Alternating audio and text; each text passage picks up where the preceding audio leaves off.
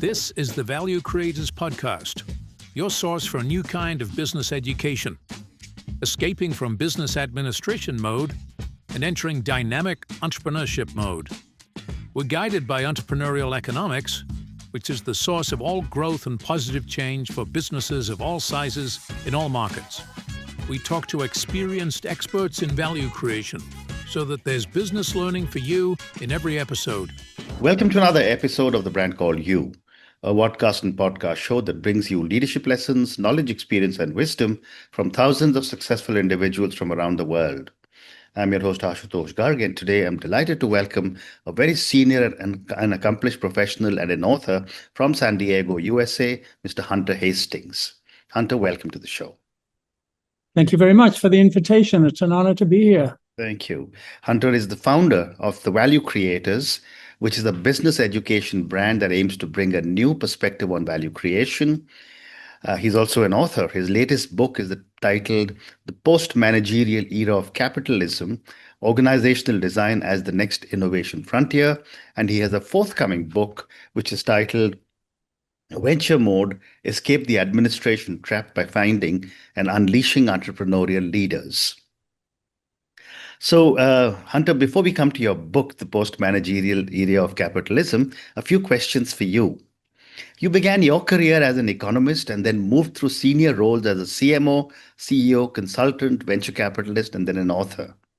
What moments in your journey most fundamentally changed how you think about organizations and human potential?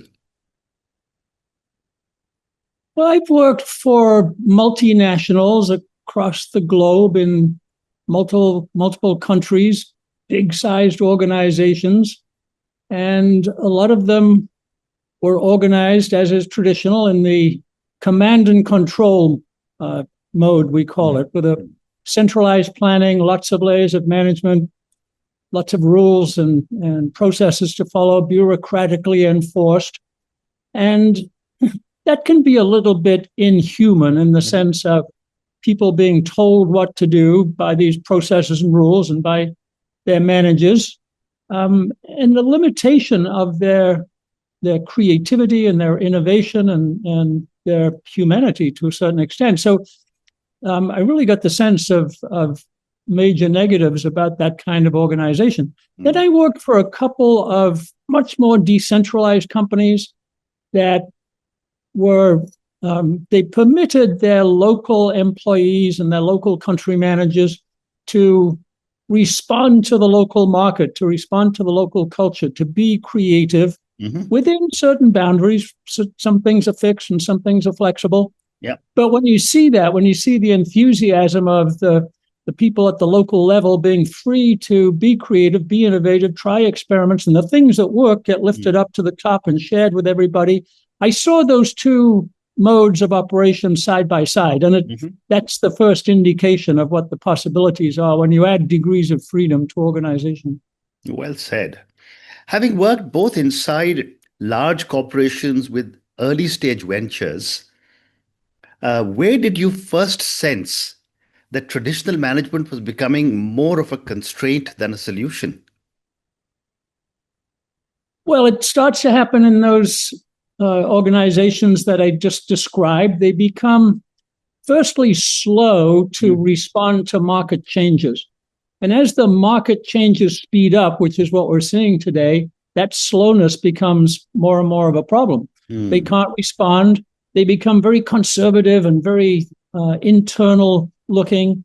And that becomes a serious problem in operations and growth. And then I worked in Silicon Valley for a while as a CEO of a startup company. And in that mode, you don't have time for that slowness, for that management, for that kind of decision making. You've got to try a lot of experiments, let the market form around you, take the feedback from the market, adapt and change until you find that fit with the market. So adaptiveness rather than planning is the way. And now you look at how companies are growing so fast now in the modern era, which a lot of which is run in venture mode, you can see the difference between the two styles. Great response. When did you first realize that the dominant management paradigm itself needed questioning and not just an improvement?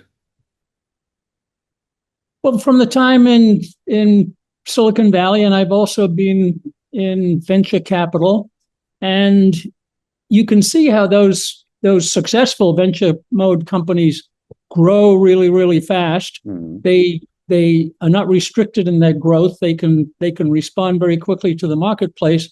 And then the old companies get left behind. So you can track it by what their total market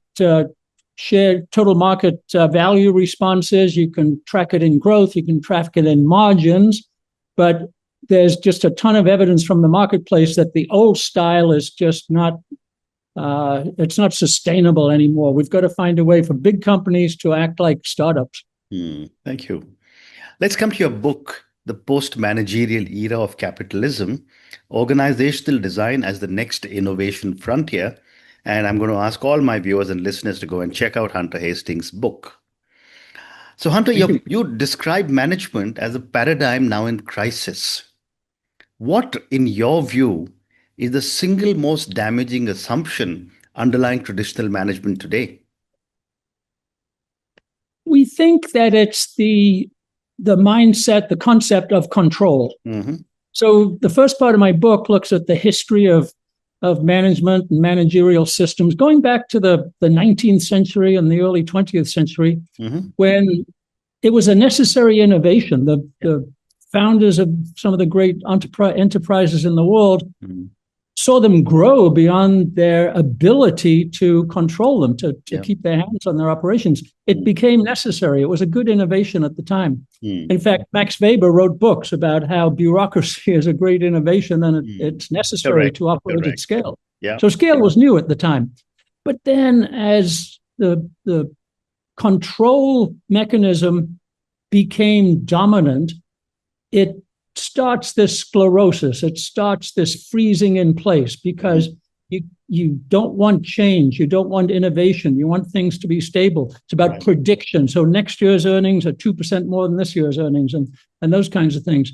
And so in this new world, the second half of the last quarter of the 20th century and now the 21st, it's just not sustainable anymore. It can't last. Well said. Well said. Many organizations still defend hierarchy and control as necessary for scale. What evidence suggests that these very tools now undermine scale? Yeah, I always look to the market for the answer to that question. So just take OpenAI.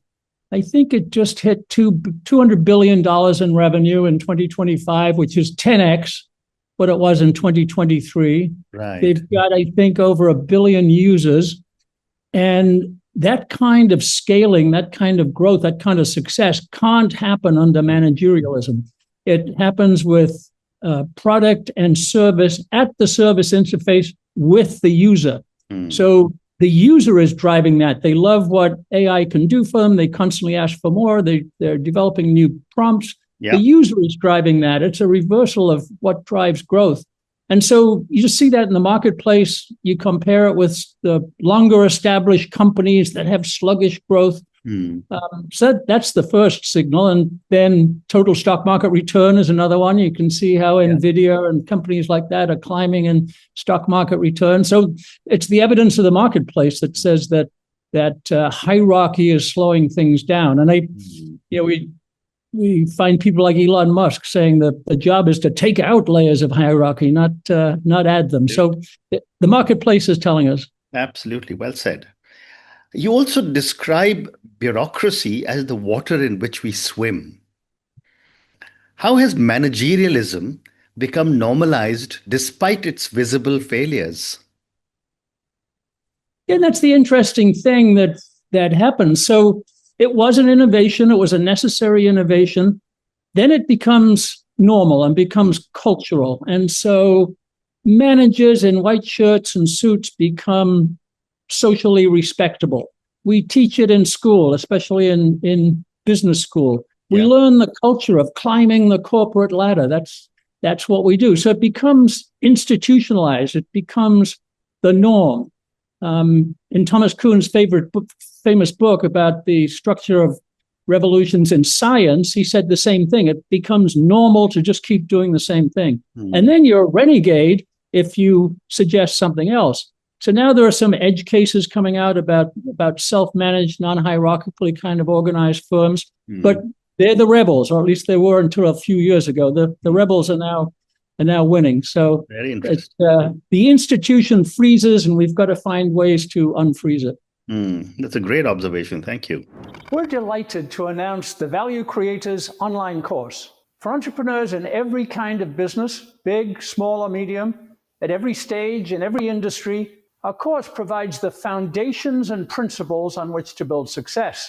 Simple, clear purpose and principles give rise to creativity, innovation, and competitively superior business action. There are 11 foundational principles or mental models that together cohere into the value business model. Principles for value generation, principles for value operations, principles for value finance and accounting, and principles for value sustainability, as well as the new knowledge accumulation you'll need for continuous innovation. These principles are delivered by top business professors from top business schools: Mark Packard, Per Byland, Gordon Miller, David Rapp, and Bart Vanderhagen. You'll find video lessons from them, along with downloadable tools, processes, and other valuable content. Master these lessons, and you'll master the most important skill in business: value creation. Go to thevaluecreators.com and click the course link. You argue that performance metrics often replace judgment rather than support it. When do metrics stop serving organizations and start distorting them? And give me an example, if you can, on this one. Yeah, so it's mathematization of something that shouldn't be mathematized. So when you have KPIs, when they become targets, they can be gamed, and people will start to operate not for the benefit of the customer, not for the benefit of the firm, but to game the KPIs, game the metrics. There's a very famous case over here in the US of Wells Fargo, a big bank. And they set a target of additional numbers of accounts for existing customers. So I've got an existing customer. I want them to be loyal. One of the metrics was more accounts, more checking accounts, more savings accounts, more trading accounts, whatever it might be.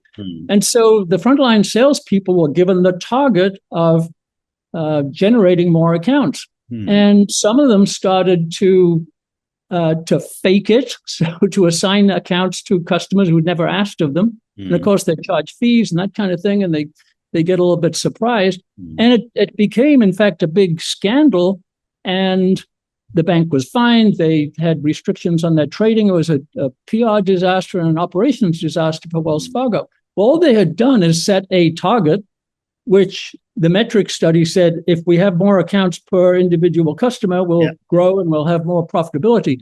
So that's one, particularly egregious example of how setting those targets leads to bad behavior and bad results. Absolutely. Many leaders fear that removing hierarchy leads to chaos.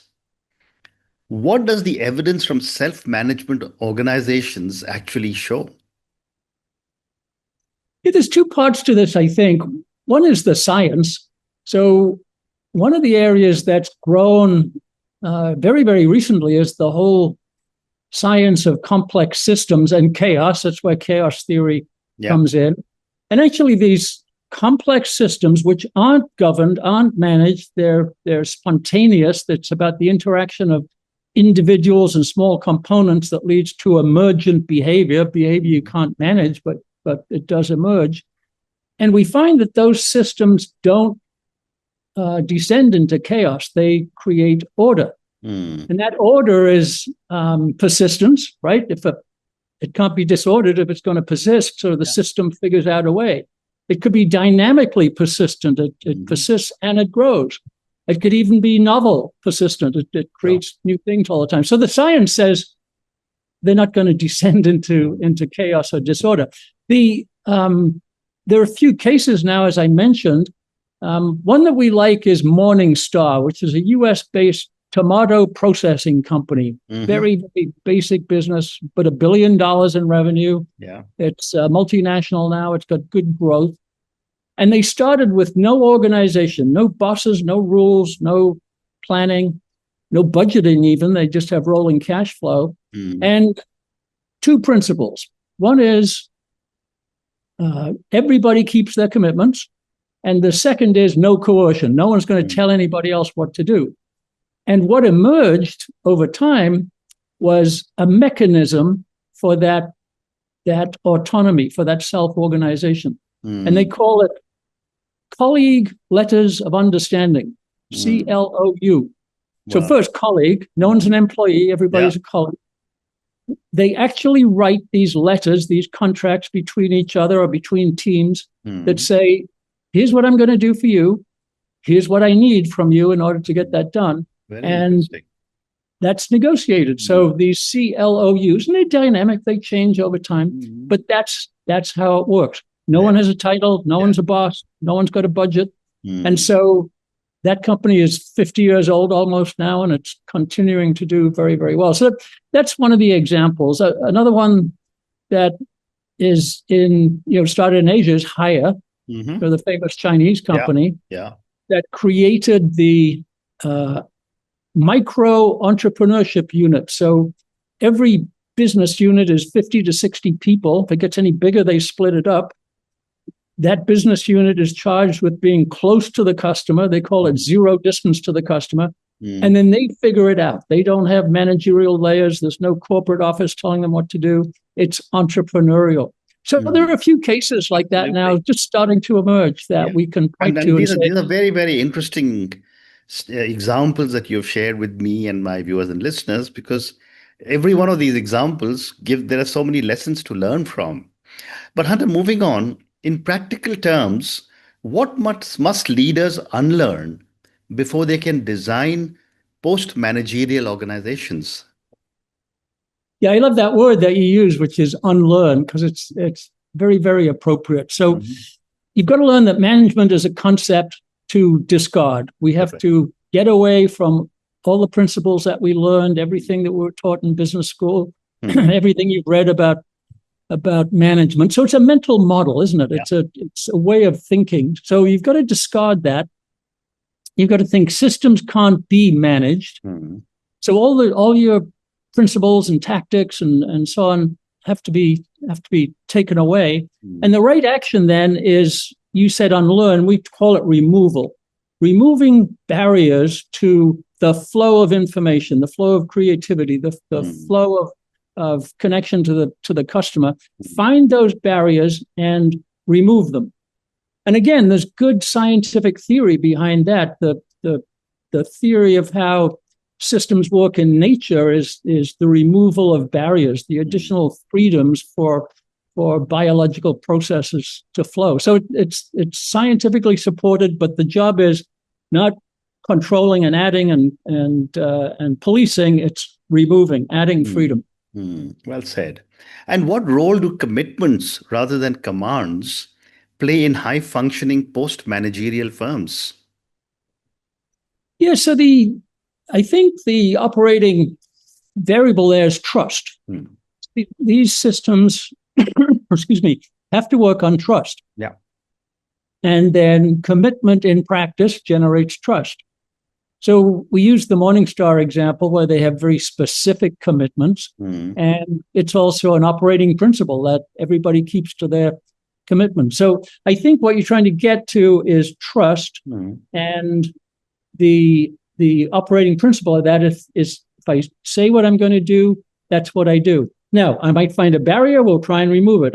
Something unexpected might happen, we'll deal with that. But my commitment to what I said I would do runs through the whole company. You become a committed company, a committed team, a committed collaboration group, and so on. Commitment is critical. Thank you. My next question is that digital technologies are often used to intensify control. How can the same technologies enable autonomy instead? Well, you're right. Digital tools are used to report and police, right? They can always point out anomalies or failures to meet targets or something that wasn't completed. So yeah, they can do that. They can be controlling, but they can also be enabling. And the way to think about it today is how can we use these digital tools to enable individuals and teams and partners and collaborators to do more? And the computer obviously did that before there were Excel spreadsheets. We had to do things by hand and send them around in memos. And I remember filling out accounts in pencil so that if you got it wrong, you could rub it out and change it again. So the spreadsheet enables you to have better reporting, and it enables you to share on a better basis. The computer lets you speed up. Today now, as we move into the AI space, especially the agentic AI, it's all about enablement. How can I get you to do the job faster? How can I help you with more knowledge that you wouldn't have had earlier in your career? How can I help you do this job digitally that you haven't learned the coding skills for? Well, the AI can do it. So people are going to be more and more enabled. And I think it's really a new world where we shift from this idea of control, which you said could be digitized, to this idea of enablement, and then turning people loose with more resources. And I think productivity growth will be tremendous as a result. Very interesting. You also argue that capitalism itself is weakened by managerialism. How does restoring entrepreneurship strengthen capitalism rather than destabilize it? Yeah, I'm very troubled when you see criticism or lack of faith or belief in capitalism, especially from young people. That's it's counterfactual, because capitalism has raised the average quality of life and certainly GDP per capita in many, many countries vastly over a couple of hundred years. So it's counterfactual not to trust it. But the purpose of capitalism is to increase well-being, to raise all the boats, to improve all lives everywhere. That would be the goal. And it's not perfect, but it does a good job. And the driver of that is entrepreneurship, as it's defined in economics, which is entrepreneurship is the pursuit of new value for other people in the future. Now, I can't know what the future is, so there's uncertainty and there's risk and all those kinds of things. But entrepreneurship is that drive to create new value. And it's a basic human instinct. And so managerialism is not out to create new value. It's out to control things and to limit things and to divide things in a certain way, because that's the managerial system. And so if we get this idea of entrepreneurial capitalism right, there'll be much more growth for everybody. More boats will be lifted. It will be a world of abundance as opposed to scarcity. I mean, I truly believe in capitalism and its entrepreneurship, which is the driver. Absolutely. And I completely endorse what you're saying. What does value creation look like when organizations stop optimizing for internal efficiency and start organizing around customers? Yeah, so there's a word, Ashu, optimizing. That's a quantitative word. It's a word of equations and numbers and so on like that. It's not necessarily a humanizing word. And efficiency is the other thing that economics has bequeathed to the world, which isn't very helpful, I don't think, because it's about cost cutting and reducing cost, and as opposed to maximizing value. And so if we step away from that, value creation is a tricky term because it's not always well understood. But when we use the term, we think of value as you, my customer, having a good experience, feeling better off, feeling better than another choice they may have made, or feeling better than yesterday. So value is a cumulative improvement in well-being. So if companies start focusing on that, it's a different logic, a different enterprise logic. So the customer comes first, not the operations, not the efficiency, but the customer. How can I serve them? And again, to get into a little history, we used to call the logic of the enterprise goods dominant. I make goods, right? I produce things. I send them out to you. There's value in the goods. Then it became what they call service dominant logic, right? So it's not just goods, services, but it was still a production from the inside out mentality. Right. The value dominant logic turns it around. The customer comes first. What can the customer tell us that they want or they need or they might imagine as a better future? How can I take in that information? How can I turn it around as innovation? How can I send it back? How can I get feedback? The customer is the center of the universe, not the producing firm. So that's what I think is the difference. So that enterprise logic is entirely different. Well said. I have time for two more questions for you, Hunter. Why do you believe business schools and corporate elites struggle most to accept the post-managerial paradigm? So the problem here, we think, is bureaucracy. So again, we talked about this a little bit earlier, that bureaucracy has some merits in organizing at scale, but it's a defensive, conservative, limiting mindset to be in a bureaucracy. It doesn't have courage. It doesn't have risk. It doesn't have imagination. It doesn't have exploratory powers. Yeah. And the university, since you mentioned them, is the most bureaucratic institution in the world. At least it certainly is in the USA. I don't know whether they got more They got more administrators than teachers. They got more administrators than students. And they get more administrators every year. So administration becomes the mode as opposed to trying new things, innovating, and so on like that. And it's the same with corporate elites. If you have spent your career climbing up the ladder, you're there, you're at the top of the bureaucracy. You don't want to change that ladder. You don't want to have a different way of doing things. You don't want to be in a network as opposed to a hierarchy. So I do think bureaucracy is it's a defensive, sclerotic kind of a mechanism. We've got to figure out how to get rid of it. Absolutely. Bureaucracy has also got its own set of power networks built into it. But my last question for you, Hunter, if you were advising a CEO today who senses that management no longer works but fears letting go, what is the first experiment you would urge them to run?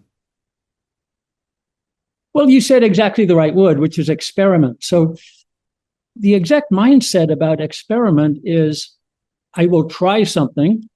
I do not know what's going to happen. I think, I hope I know, but I'm doing it to find out and to get feedback. And if that feedback is negative, I can learn and I can do something else. So that's the first thing. Stop managing and then start experimenting. And then, so how do you do that? Well, you do it as if there's a startup. So start a project, start a brand, start a new division, start a company with that in mind, with no goals, just who's the customer for this experiment. So that's the first thing. You're going to serve some customers. You've got to choose them.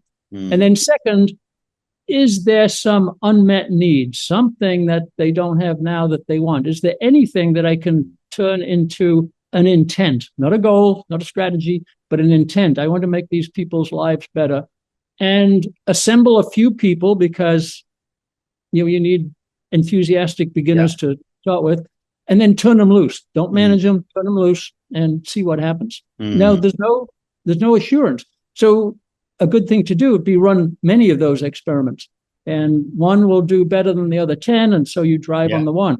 So you've got to get into this experimental mindset, which is so hard for a CEO, because the CEO is always going on the media interviews and saying, I know exactly what's going to happen. Here's where we'll be in a year's time, and so on. It's anathema, but do it over there, do the experiments, and then let the experiment take over the corporation. Well said. And on that note, I just want to say, what a fascinating conversation this has been for you. As you were talking, I was thinking back, 42, 43 years ago, or 45 years ago, when I started work in the corporate sector, we were brought up in a very hierarchical and a top-down kind of leadership or managerial system, where we were always told, you will be told this on a need-to-know basis. And yet over the years, management has evolved, and you brought this out so clearly that, it's important for us to let go of the bureaucracy. You've got to let go of the old paradigms, ring in the new ones, because only flat organizations and examples that you gave to us are really the future. Thank you, Hunter, for speaking to me, and good luck to you. Good. Thank you very much for the invitation. It was a pleasure. Thank you. This has been another episode of the Value Creators Podcast. Thanks for listening. You can visit thevaluecreators.com for links and resources related to this episode. And check hunterhastings.com for more content on entrepreneurial business management based on value creation principles.